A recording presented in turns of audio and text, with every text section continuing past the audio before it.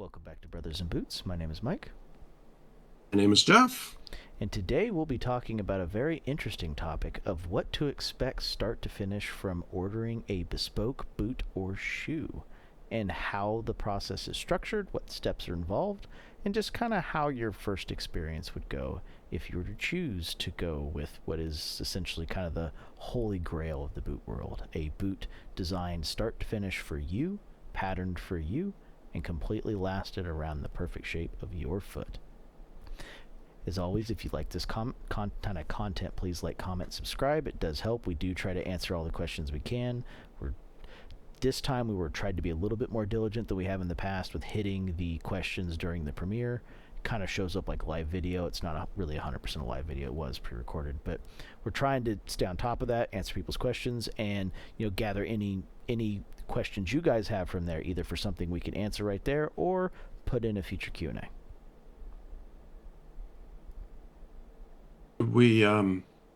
Should we start with the difference between bespoke and made to order? Yeah, sure. Or you want to work that in somewhere along the way? Yep. So that's a good starting point. So when we talk about bespoke, we're talking about the true bespoke process here. I'm not talking made to measure. Made to measure is a process where you submit measurements or go get measured in person, and they take a pre-existing last and do minimum modifications to it to meet your foot. And a good example of that is say you go and you order a boot. I'm going to use Frank's as an example in this. You get a 55 last. You want X, Y, and Z, but you want a number one toe on it. Not possible in made to measure. That's a level of customization that goes well beyond just straight made to measure. Made to measure has a locked in heel height. It has a locked in toe spring to heel height ratio. It has a locked in toe shape. Maybe they could take the toe shape down one time for a last for you, but really building it up and making major modifications to it isn't really possible because it's not built on a last that's meant for that. You might find a made-to-measure maker that is willing to do heavy changes like that because they have the skills and the knowledge to, but it's certainly not something that's expected. Where in the bespoke process, you could take a boot. And uppers, yes. To go a step further, the uppers are pre-clicked patterns. They can adjust those patterns up or down a little bit to help you out if you're, somewhere, other than in between. In that, right. So, they can make some made to order adjustments, but still, even though they will do a custom upper where they actually measure every aspect and they chalk it out and cut it out manually, they will do that, but there is a charge for that. But you're still not to the level of bespoke that we're going to be talking about in the video. Correct. Yes. When we talk about bespoke, it's more than just like, oh, they make a last for your foot. They make any kind of last you want for your foot. That's specific shapes, sizes, toe shapes, heel heights, toe springs, volume in places they shouldn't be, removal of volume in places it shouldn't be. There's a ton of very specific things they could do in terms of shaping your boot or shoe, on top of taking patterns of your legs so that your uppers are 100% made for your ankles, your calves, your knees, or however high up you take it, and can integrate those patterns into any pattern you want, including just a fresh from scratch pattern. Like, for example, say you want a Chelsea with cowboy boot collars on top of it. That can 100% be done. In made to measure, you're getting into an area where they can kind of sort of do that, but they're fudging some stuff to do it. It's not part of the pattern design from start to finish, because in doing what I'm talking about, you've just altered the size of the goring heavily. So now the amount of stretch that's available for your heel to pass in and your instep to pass through to get into the Chelsea has been heavily altered by the just reduction of square footage of goring. Unless you're in that pattern going to make the goring significantly larger, which is usually a no-no in a Chelsea. And going a step beyond that, it's also making core last adjustments that you wouldn't normally be able to make. In doing the bespoke process, especially when it comes to cowboy boots, there's a machine that actually does a ton of this adjustment, where they can do heel height, toe spring, and all of these changes on a base last And once they have it dialed in, they build up all the pieces necessary to hold that in place with what they've done. Whereas, you go to, someone like Frank's, even someone like Gabbard from Creosote, and you're like, I want, an extra half inch higher on my heel. They're like, no, not really. Not a good idea. This last is just not meant for that. You're throwing the foot balance is going completely out, but you're also throwing off the toe spring to heel height ratio, and you're going to end up walking forward on your toes like a pair of high heels, or lowering the heel so much that you basically live on your heel counter, and you're not going to enjoy life either. Not to mention your feet are going to be so far up in the air, your toes are going to hurt. It might do it, but it'll come with a serious disclaimer. If they're willing to do it in the first place. This is fucking stupid. Yeah. You don't really want what you think that you want, but I will make it for you now that I've voiced that. Yeah. Obviously, they clean it up and filter it a lot. But yeah. I mean, Gabbard, I don't think will do it. Frank's will do it to an extent, but for anyone that's ordered through them that's asked for heel height adjustments, they do get very skittish with them, because heel height adjustments have major consequences in the fit, finish, and just overall feel of the boot, especially when walking. Like, lower your heel stack by half an inch and tell me how fun it is to walk on concrete. Not only are they going to look like clown shoes, they're going to feel like clown shoes. And they're specific, hard plastic and metal and wood. I don't know. It depends on where you get it and where you are. But these are hard, actual physical lasts. They were designed by somebody at one point who knew exactly what they were doing, and every aspect of it was thought out. So when you change anything there, change the whole thing. And Bespoke is the world where that last can be changed, or those adjustments can be made to a physical last, or a brand new physical last can be made just for you, and that makes adjustments for every area that you want them adjusted for. Yep. And the person doing it has the skill to properly make all those adjustments. That's one thing I don't want to lean on too hard, but the skill to do this correctly is very real. Like, these are not your average cobbler. These are not your average bootmaker. There's a lot that goes into this. What you don't see your average bootmaker do is all the work that goes into perfecting their last to make sure they're wearable. That happens behind the scenes. All the patterning work they do, and the test types they make, and the prototypes that get worn by either workers or friends or family that are local to them to give them feedback on the stuff that needs to be adjusted. These bespoke makers do this on the fly for you with the skills necessary to pull that off. That's the big differences between made to measure and bespoke. Now, how does that process work, right? So when you start down this world of made to measure bespoke, obviously the very first thing you're going to do is generally send in measurements.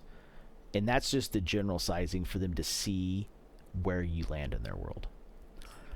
In the made to measure world, from that point, maybe those are good enough that they're comfortable with going forward, or maybe you have to schedule an in-person appointment to double check all those measurements. It just depends maker to maker. But this is where the first step in the bespoke world really veers off, because once they have your general size, the first thing they need from you is what you want made. What pattern are you looking for? What do you want on it? What adjustments do you want to it? Do you have pictures, references, examples? This is really where the design phase begins. Before they measure your feet, they need a decent design in mind so they know what measurements they need to take in the first place. This isn't your standard ball, waist, instep, heel, ankle, leg, 6, 8, 10, 12, 14 inches that you see from most of the makers that you're going to get. A lot of the measurements they take are going to depend on the model you choose. Is it laced? Is it laceless? Is it got a long shaft? Is it got a short shaft? Does it have no shaft? Are you wanting leather counters? Are you wanting synthetic counters? Do you want a specific pattern that's like opened in the toes, like a boat shoe, for example? I don't know why you'd get a bespoke boat shoe, but say you got a bespoke boat shoe, right? That's going to be a completely different set of measurements from a, split toe derby. So that's the arch important. Is the shank important? Yeah. Nail shank. Steel shank, leather shank, fiberglass for walking through airports. Fiberglass. Yep. So there's a number of choices there. Some there's traditional wooden shanks. I don't think many people really lean on those much anymore, with fiberglass being a thing, but that is a shank that still exists. And once that design's down, the very first thing you're really going to do is get a drawn picture of kind of what you want. That's what they'll do first, especially when we start talking about like what you want in the specific patterns. Once the design has been, obviously not all the aesthetics, like you don't need all the flaps, panels, broguing, medallions, so on, like that's not what they're looking at. They're looking for the general overall design and the desired heel, toe, arch, ankle height, lacing mechanism, what the apron looks like, so on and so forth. That's the stuff they're looking for. And that once that's finalized, you'll go in for a measurement. These measurements include a number of things. I'm going to go ahead and show a couple on the screen here. This is from Lee Miller at Texas Traditions. In this case, you're going to see two things here. You're going to see your traditional heel, ball, waist, ankle, and some extra heights over here on the side. And on the other side, you're going to see what's called an ink plot. Ink plots are where bespoke makers will have you step on this ink plot. It looks like kind of like an Etch-a-Sketch as a kid, where you put your hand down and it puts the force the hand puts through down. They just do this with a foot. And this gets a very important measurement that most of your makers don't do, even your made-to-measure makers, and that gets them not only arch length, but it lets them properly measure the angles of your toes for toe shape.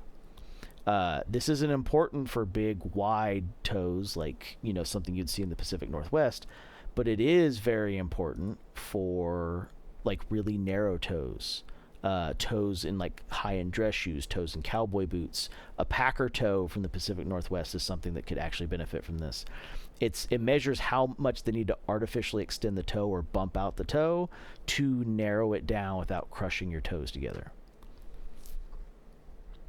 And that from there gives them a ton of the information they need to go into the next phase of the process, which is they've got your basic design down, they've got your measurements in, you've agreed, you've paid your deposit or the full upfront, whatever it is.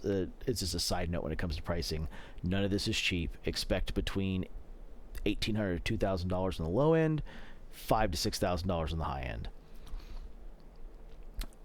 You've paid either the deposit, the full amount, whatever they have. There's a bunch of different policies. I've seen one to hold the spot, it's a process one, a payment to hold the spot, a payment for materials, and a payment on completion.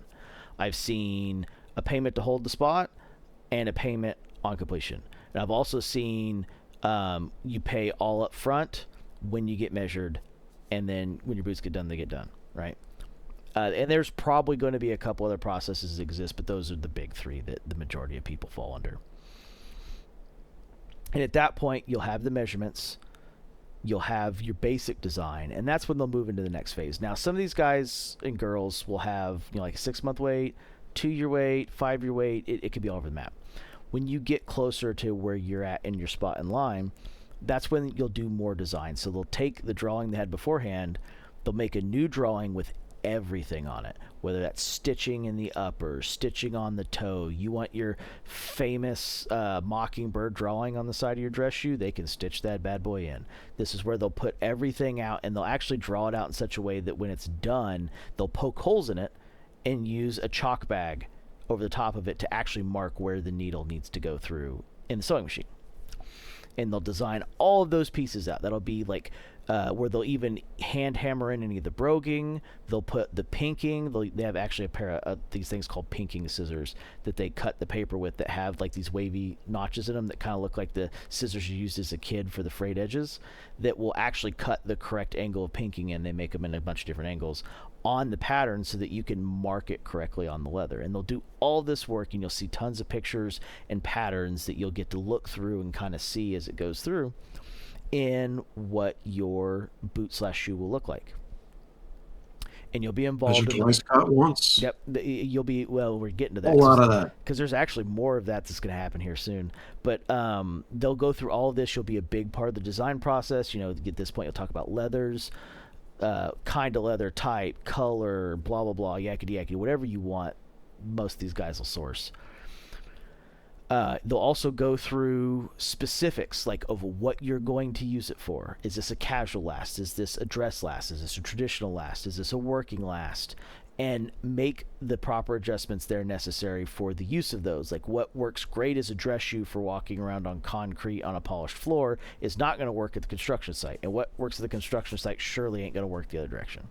So they'll make These adjustments for that. conversations are going to be very involved. Yes. And ironically, some of our previous videos touch on a lot of these subjects individually, some of them at great length, but these guys and gals are going to study you. I mean, they're going to make friends with you. They're going to ask you things about yourself, what you do, how you do it, what your preferences are. They're going to make suggestions instead of just doing what you say.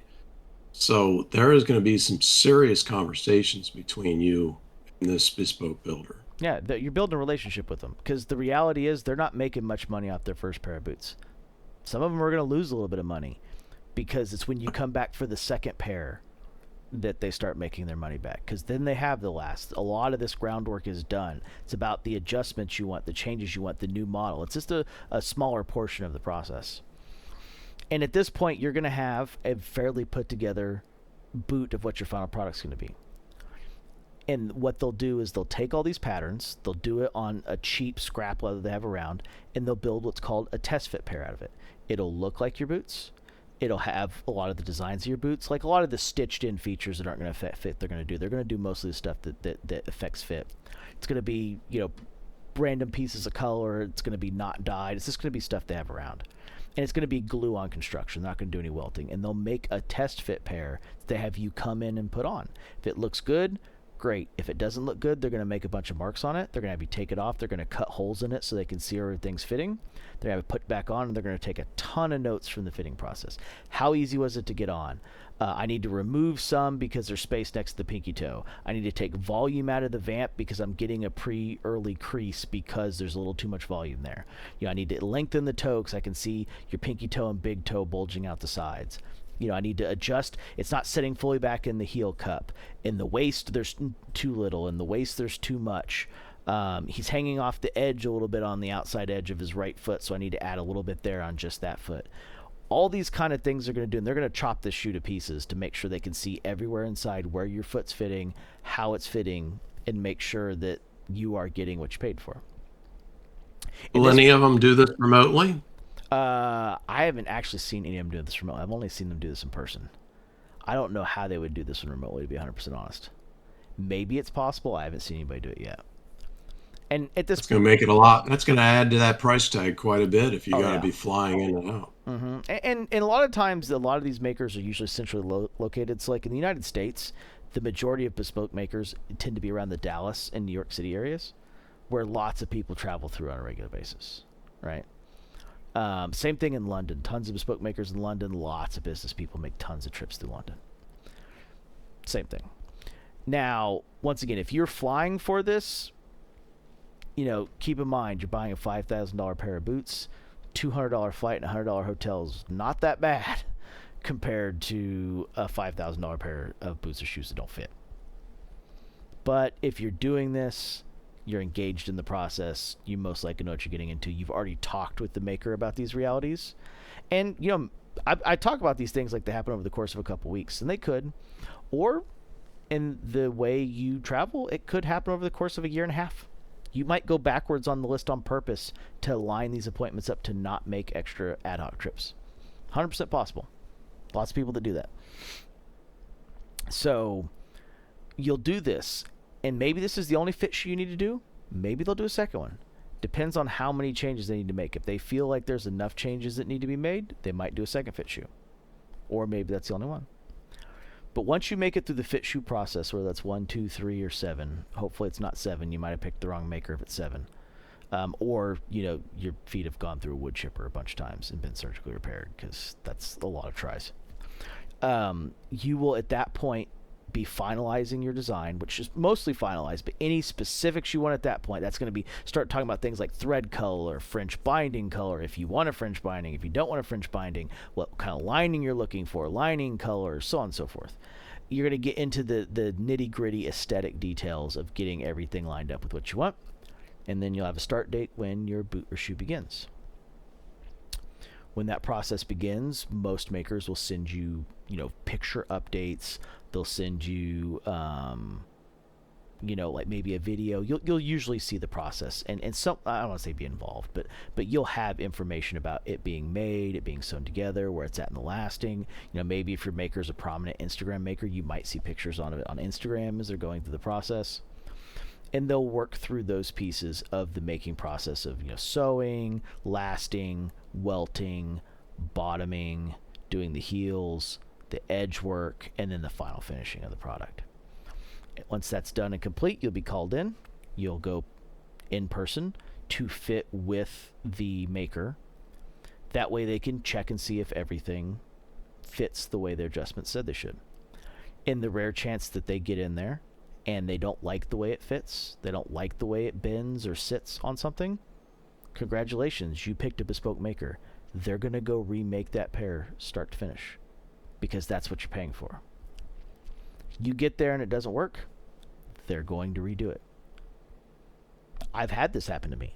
I've had one of my pairs not have the greatest patterning work in terms of getting my feet in and out of them, and those getting remade. That's what you're paying for in this bespoke process. You're paying for a correctly fitting boot and shoe that will be taken care of at the end of the day. So they'll get remade. Maybe you have to make another trip out. Pair fits good. You're good to go. And that's start to finish what the bespoke process is like. You will be involved with design. You're not going to the website and picking something. This is being made specifically for you.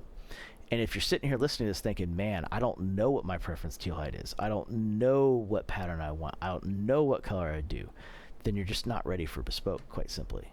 Until you can answer all of these questions, or you are okay with leaving that in the hands of the maker, which is possible. A cowboy boot's a great example. Is like, I want a cowboy boot with this toe, this heel, and this theme, and they just hand it over to the maker to make it for them.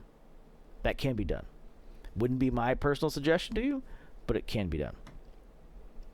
And from there, with dress shoes, you're probably not going to be able to do that. But unless you're just like, I want classic black cap toe Oxford, you're covered. But if you want anything besides like, literally, I want something a president would wear that's not an Allen Edmonds Park Avenue, here you are. And these are things you've got to know in the process. You can't be waiting until the final hour to be like, do I want a Dr. Soles or do I want a leather sole? That needs to happen when you order. That these are things that need to be drawn out. And like I said, you're going to be involved with this.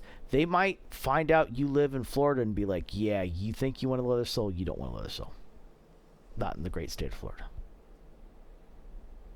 Or they might, same thing with the state of Washington. Like, oh, you live in Washington and you want a leather sole? Man, you guys get a lot of snow for leather sole. This is why we hang out in these groups. This is why we hang out in Reddit groups and forums and Facebook groups, so that we do come across all these questions. We do come across these examples, these one-offs, and things where we can't use our imagination or just haven't thought of it. And that really is kind of important before you start down that bespoke path. Unless, of course, you're, like you just said, you're just looking for something simple. I want a black cap toe Oxford shell dress Oxford. Yeah. And it's just a matter of making sure that it fits your feet properly. Yep. And, he mentioned cowboy boots. I mean, that stuff. I mean, you look at some of these builds for these cowboy boots. I mean, these guys will make custom uppers that will blow your mind. They'll customize it to, some special personality that person has, or they'll proudly put the logo for the ranch that they've been working their whole life at. Yep. You want completely hand-tooled? They can do embroidered hand-tool pieces that are not only completely hand-shaped and molded in the floral patterns of the kind of Western hand-tooling world, and then they'll go stitch all of it meticulously onto as a second raised layer off the kangaroo tops. There's some insane... I've seen them do it from the toe up the vamp to the heel counter to the top of the 10-inch shaft. I mean, yeah, those are going to be real expensive, but like they do this. You want crows going after the sun? Flora Knight recently literally made a boot that had 8 crows flying towards the sun on both sides. And it was all with embroidered raised leather, using leather to build it, not just doing it with pure stitching. Or if you want it done with pure stitching, it can be done with pure stitching. 100% possible.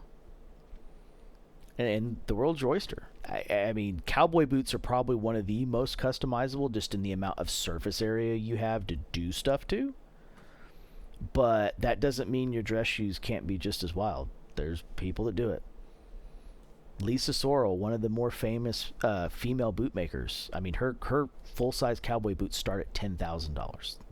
Let's just put that out there. That's the starting price, regardless. You want just black kangaroo custom Lisa Sorrell 10-inch cowboy boots? They're $10,000.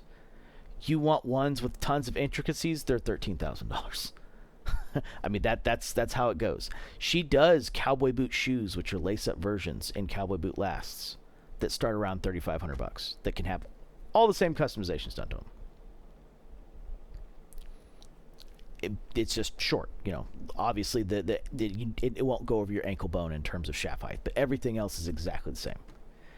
All the same stuff can be done to it, and it's no different with a lot of these other guys. I saw a pair of Gaziano and Gerling from their Bespoke line that's made with Presaurus croc that they inlaid 24 karat gold in between the scales.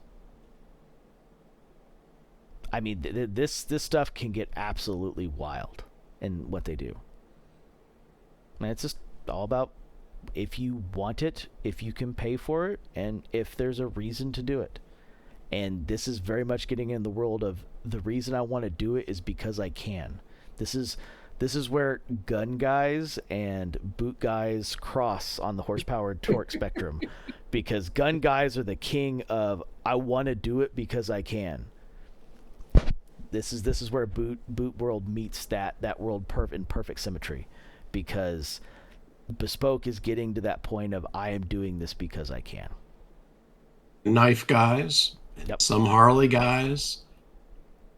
There's some choppers out there that are just so unbelievably custom. Yep. Especially when they get into what's the where they do the so it kind of looks like the way they do with the Western hand tooling of the flowers and the petals, but they do the engraving of the perfect silver on the bikes that they rivet on top of it, where it's just completely engraved start to finish in that scroll like pattern. Exact same stuff that cowboy boot makers do. I mean, if you ever watched OCC, lots of people did. How much do you think those bikes cost that they were making for Geico or the New York Yankees or whatever specialty company? That during those days, I'm sure they're at least 30 to 40,000, no problem. If they weren't putting precious metals into them, imagine what they'd cost now. Oh yeah, sometimes it's because you want to be showy. Nope. Sometimes you don't want to be showy. You just want it to be nice enough that a fellow aficionado is going to look at it and know. Yep. And to be sometimes fair, you need the leather. Sometimes it's about colors. Sometimes it's about an awkward fit. Yep. And it can be anything underneath the sun. But when you care about your footwear and you want something that nobody else is making and you want it perfect for you and you've got the money, yep, they're out there. And a lot of these Bespoke shoes aren't super high profile.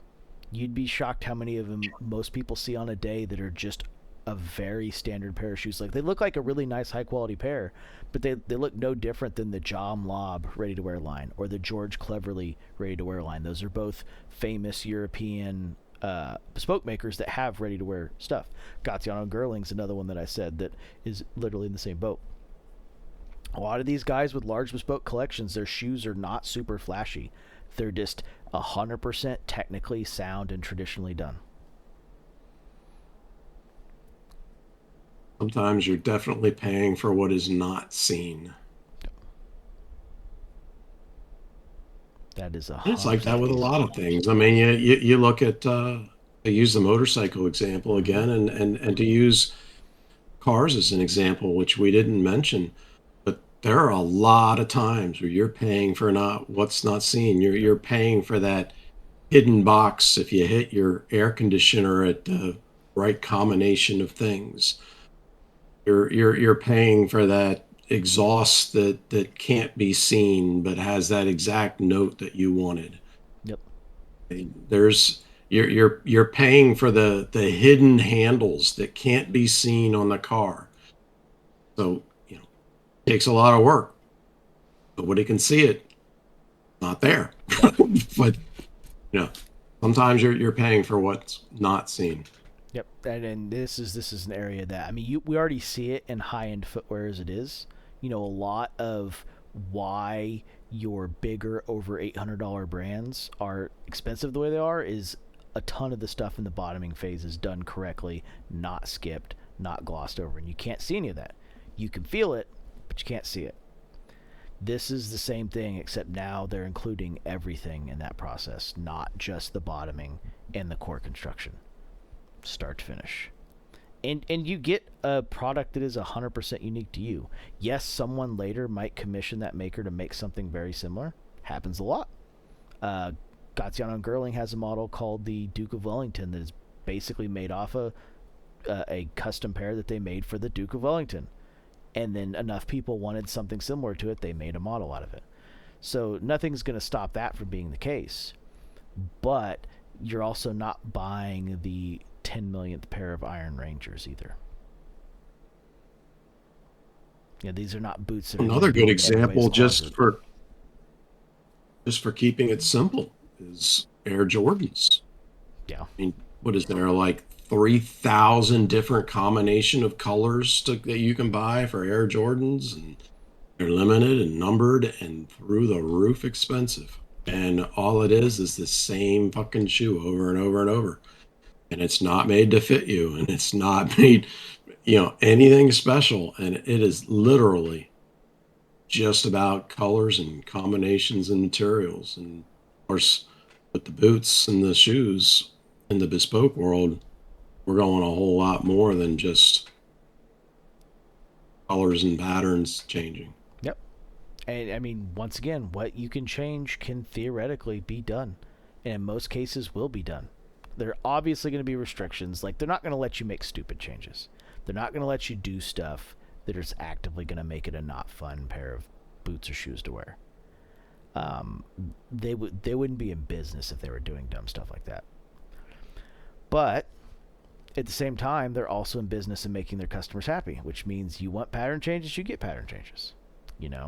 Good luck going to many boot brands in the United States, whether they're MTO or not MTO, ready to wear or not ready to wear, and say, hey, I like this pattern a lot, but I want this toe and I want the lacing pattern changed to this.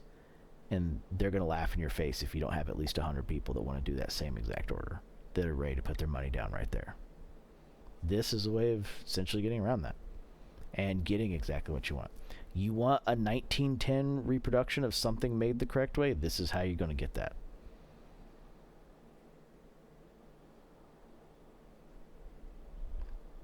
Anyway, like I said, that's the bespoke process. That's what to expect. That is the booking phase to the payment phase to the measurement phase to your first test fit to your final design to your creation and then your final fit and potential remake if necessary, is essentially the bespoke process and what to expect during it. Also talking about some of the stuff that can happen in it. I don't want to talk. We didn't cover a lot of like what could go wrong in each process because unless it's a brand new bespoke maker, they've worked through all this. Like, there's no reason to prep anybody for like how all of this could fail because the maker's got you covered. Unless you found your maker on Fiverr. I don't even know if Fiverr exists anymore, but it did a couple years ago. So unless you found your maker on Fiverr, this isn't anything to worry about. Reputable makers worry about their name. Their name, their brand value is everything. Like, if people don't trust the boots that are made by Bespoke Maker A, they're going to go Bespoke Maker B. And when Bespoke Maker A doesn't have anybody coming in to make boots, he's going to go take a job at Walmart. Wait times can be all over the place. Oh We yeah. said it, they'll say it again. I mean, they can be 5 or 6 years. It could be 2 or 3 months. So it depends on the builder.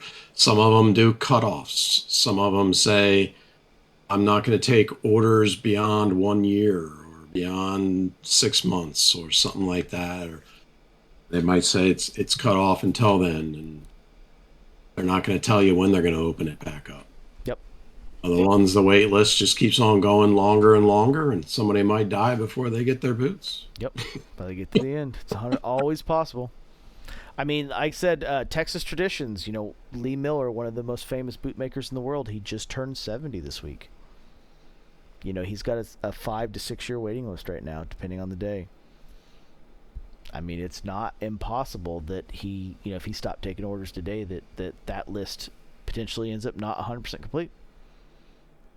His teacher, Charlie Dunn, made boots until I think it was 92. So, always a thing. So if you got any questions about this, go ahead and put them down in the comments below.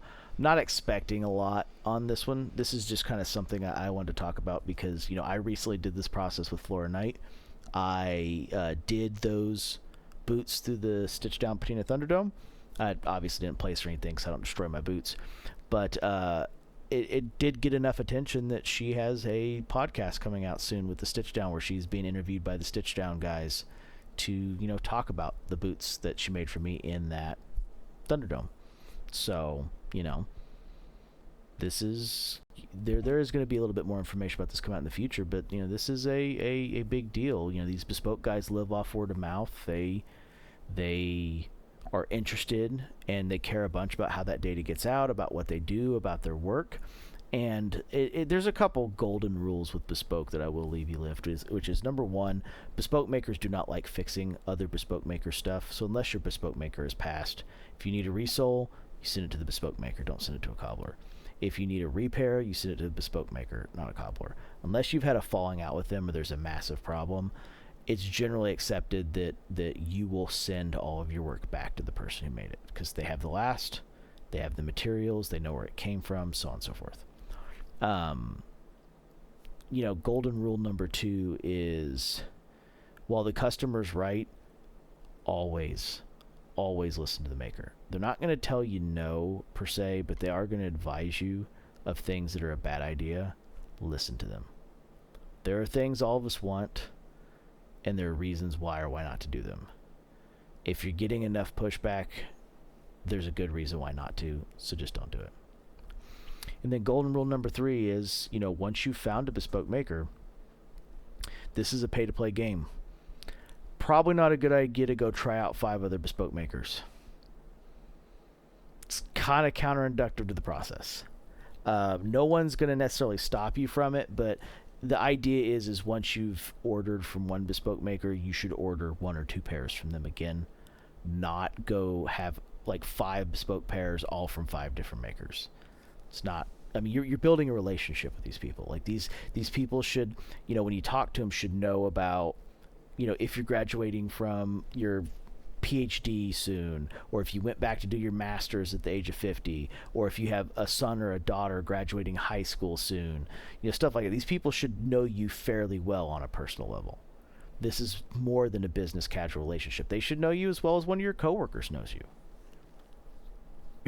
Really, this goes a step further as well. I mean, we can take this into the MTO world, the made to order world that we usually talk about.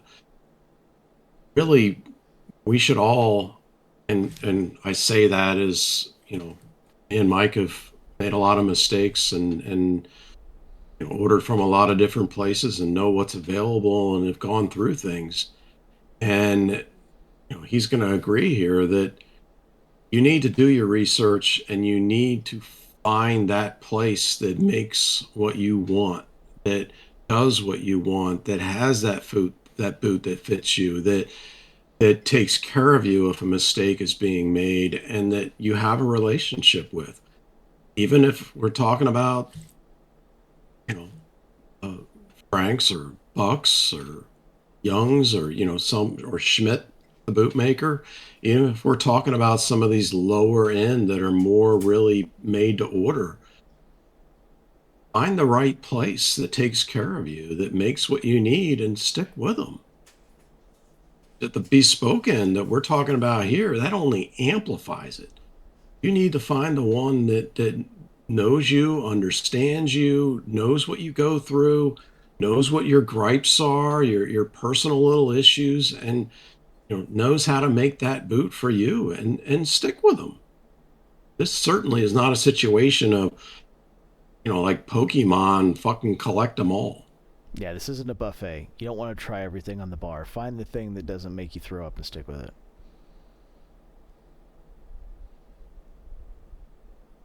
And this is, he's 100% right on that. It's funny too because in boots we have this idea of collecting them all, but I've never heard someone say, "Oh, I've got to own a car from every major car brand." That's never a word I have ever heard uttered, but it's a similar thought process. And now that I've said it Jay aloud, Leno. it's going to make everybody think they're crazy now that I've let that genie out of the bottle. But, I mean, no one's ever said, like, oh, I got to own a Chevy, a Ford, a Toyota, a Kia, a Hyundai. No one's ever made that claim. If someone has, please direct me to them and where they've properly archived, they've made that claim in both spoken and written text, because I would absolutely love to see it. Jay Leno. Keanu Reeves, I think, has a decent collection. Okay, fair point. I'll bridge my statement to modern cars only that are buying one of every kind of the 2024 lineup and then the 2025 lineup, because we see that But a who lot. has Jay Leno's money? I mean, really nobody. Yeah. The 1% of the 1%. But we see this a lot in boots where people do get into this habit of like, I want something from every bootmaker. And if you've got the disposable income and the time to do that, break in the boots, find your bootmaker, sell off the boots that didn't work out, and then stick with that bootmaker, great. But that's not what the majority of these guys are doing. Like, we run into a lot of people like, I want one of each of the 4 Spokane makers, but I can only afford one pair of boots a year. That is not a game. How you know they're new. Yeah, that's not Even a if game you of leave chicken you off want the to one play. pair per year, even if they've got plenty of money, you hear somebody who's saying, I want one from each builder, they're new. No. Yeah, that's They're going to go through a process, and they're eventually going to figure out that only one of them is worth their time and money. Yep. Sooner they get there and realize that, the better off they'll be. Yep. Yep. There's a lot of guys that are Nicks only, Whites only, Franks only due to specific ways of doing the process that fits their foot, and that's what they stick with. It's the same thing with Grant Stone versus Alden. Some guys the Alden lasts work better. Some guys the Grant Stone lasts work better. The lasts are very similar, verging on identical, but there's certain little differences they do that work for some, not for others, on both brands, and they stick with it. It doesn't do them any good to have a 25 boot Grant Stone collection, a 25 boot Alden collection, where half of it only subconsciously or substandardly fits, right?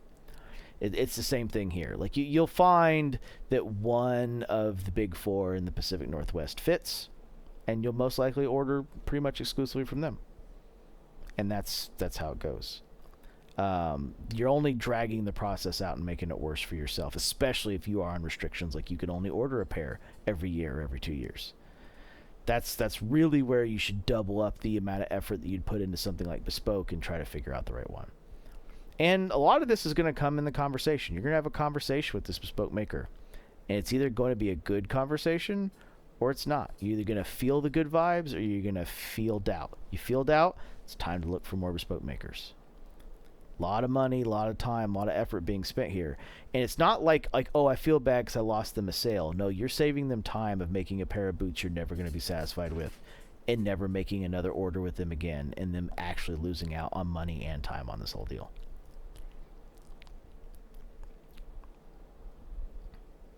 Because once again, once you get these, you can't just sell them. If you give them one $2,000 order and never talk to them again, you didn't do them a favor. They're not happy about that.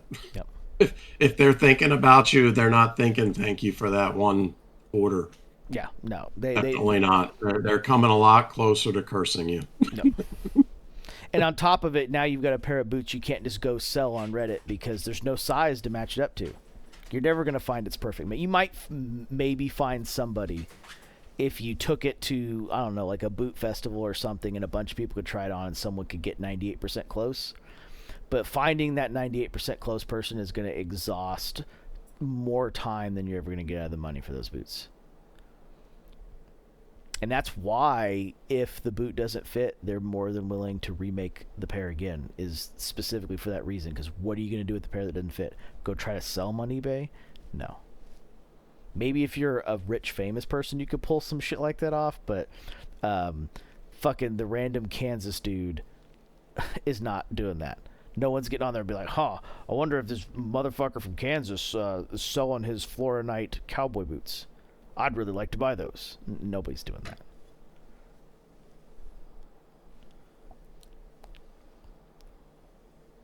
So, and like I said, this is the different world. It's just the next step up. And the reason we placed this video where we did is, Jeff led into it just a minute ago. This is just the continuation of MTO. Just like everything, we've been stepping up in the process as we go along. This is just the next step. If you want to think about it in terms of evolution, it really isn't that different from MTO. A lot of the choices you're making in MTO are being made here. You're just having to go the next step deeper. You've done the college prep class. You've done the college intro class, the 101 class. You've gotten in the 201, the 301, the 401. This is just 501 entering the grad world. That's all this is. And depending on how far you want to go, you can keep working up to where you're much more involved with the maker in terms of maybe making some of the patterns and stuff yourself if you have the skills and the knowledge and the maker's willing. Like, you could really go a lot deeper with this. You could hand draw a custom picture of the boot or shoe you want, give it to them, and let them go from there to turn it into something that's actually wearable. Like, this could go way farther than the stuff we've shown. Or when I say shown, but talked about. Sometimes a graduate degree isn't necessary, or a doctorate degree. Sometimes that college degree is good enough. And that's basically where we're at here with MTO being the college degree. But there's more. Some people, they don't need anything else. They don't want anything else, and does what they need and makes them totally happy. Yep, and some people don't even make it to the MTO. Some people stick with ready to wear. That's the high school diploma here. I mean, there is a boot world that never gets into anything custom. It's a reason Thursdays is one of the biggest boot brands that everybody knows at the moment. Not, once again, it's all because of price point, but it exists. Everybody's heard of it. Even us boot snobs in the upper echelons over here have heard of Thursdays. Not that any of us have ever bothered to put it in our feet, but, it's not aware that I'm very aware that it exists. I'm even more familiar with the lineup than I'd like to be, because that's what the fucking average person wants to see. Otherwise, they wouldn't be popular. Fries used to make me happy. No.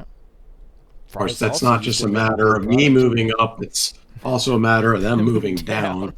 Yeah, but. And Doc Martens in the same category. Doc Martens is another example of everyone moved up while they moved down. Almost a perfect example of that. So, but yeah, this is the next step beyond Big league. MTO. Yep, this is a professional series. I think the NBA calls it the C League or whatever. At least the beginning of getting in your major career, the C League or something like that. I don't know. I don't do sports ball. I do a little bit of sports puck, but that's about it. Stanley Cup race just started. Yep, Stanley Cup playoffs are about to start here soon. A lot of the final season games are this week. So, Speaking of contests and sports, you mentioned the Stitchdown contest. Should congratulate everybody that was in the Stitchdown home competitions. Yep. Over 1,000 entries this year, I think. Yeah, the open had 1,074, and I think 917 were eligible at the end that took all their pictures, and then the work had like 165, and I think 140 of those were eligible to be judged. So yeah, I mean between the two forums, there was getting real close to 1,200 boots. And we talk about Frank's quite a bit. Frank's made for the Work Dome, they got number one this year. Yep. So big shout out to Frank's doing a great job. Yep, and that was by a friend of ours. Phenomenal looking boot. Yep, that was a friend of ours. Knob is the or not Knob. Knob took second. Second? Didn't he? Yeah, I think it was Knob second. took second, yeah. Yeah. It was a Frank's Brown Congrats Powders. to Knob as well. Yep. I mean, another reason to drink. Yeah. Hey, Knob's been slowly working his way up the list. He's knocking it out. The Open Dome had a lot of very interesting boots this year too. The Open one's kind of the one where there's no restrictions. The reason the work is separated from Open is it's obvious that the works are going to be beat up quite a bit more, because you are expected to work and do a job in them. But the Opens had a lot of really good ones this year. There was a lot of unique makers that won. It wasn't just like the original, the I say original, I meant like the standard crew of your John Lofgren, your standard and strange stuff that's like Clinch and Truman and stuff that they run. And it wasn't just like, like your Grant Stones and some of the other sponsors, because it has happened where sponsors have won the top spots. It was a lot of makers. Yeah, yeah. There's Indonesian makers, there was American makers. It was a pretty good spread this year. And also some years the boots that win don't necessarily look like they've been worn the most. This year you could tell all the people that wore them put a lot of effort into it. Like this wasn't a lazy year by any stretch of the imagination. Who made that winner for the Open? That was a really nice looking engineer, but I don't remember the name. It's the Indonesian maker Fortis, I believe, made those Fortis boots. I'm looking it up real quick. I'm pretty sure they were made by Fortis.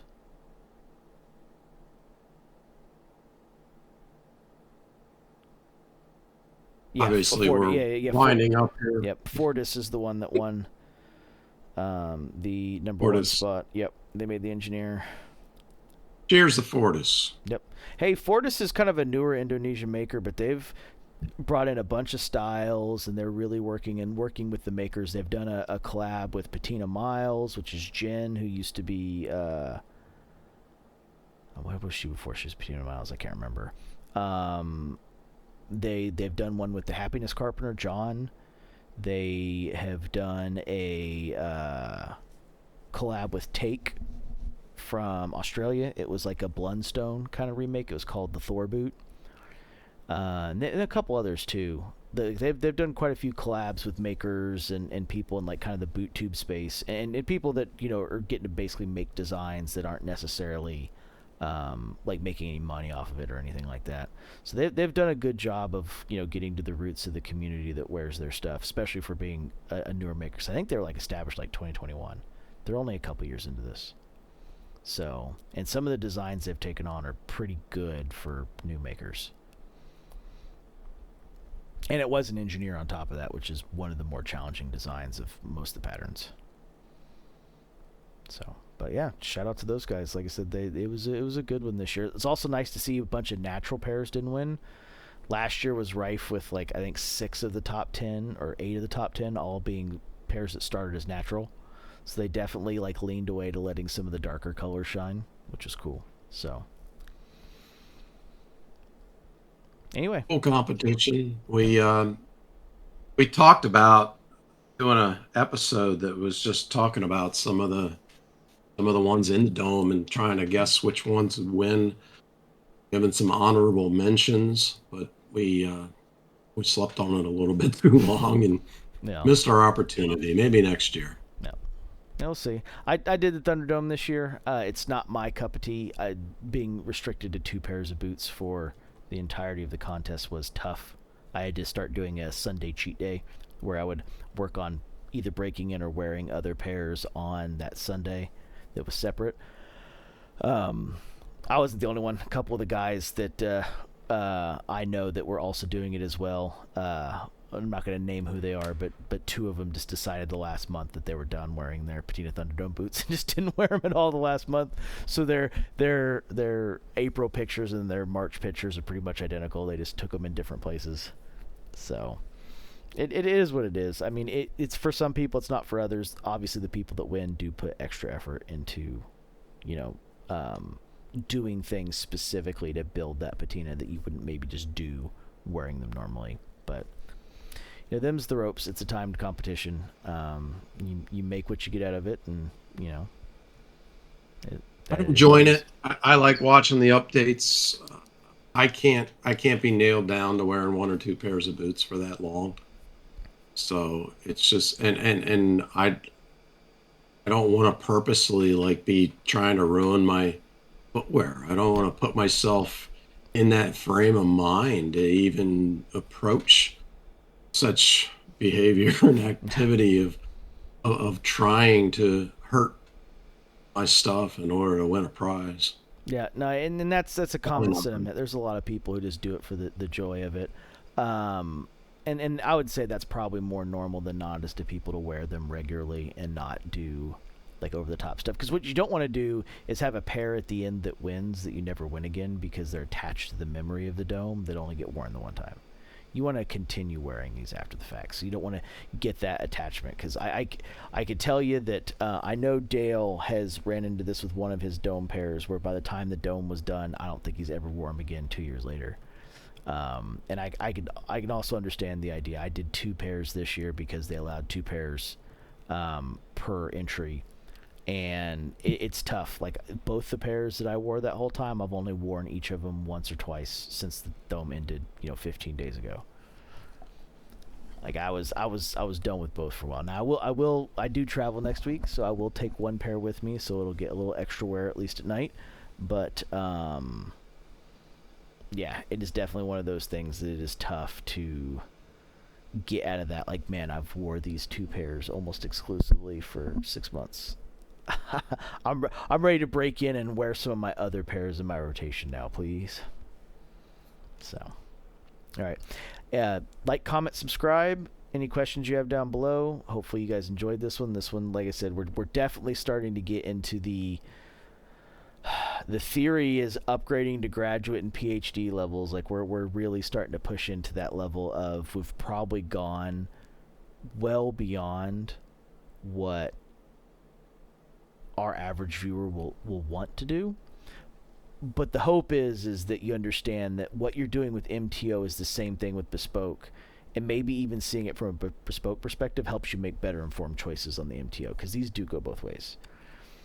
Once you kind of get into that absolute world of crazy, and you get some of the, like, this is why we've done the split toe Norwegian this way versus the traditional mock toe for these reasons, and it's like, oh, that's why blah blah blah doesn't want to do a 2-piece mock toe. That makes perfect sense now. You're going to get a lot of this feedback of information that rolls into just better overall MTO choices. Anyway, have a good evening, guys. Thank you. Enjoy. Launch it. See you in the next one.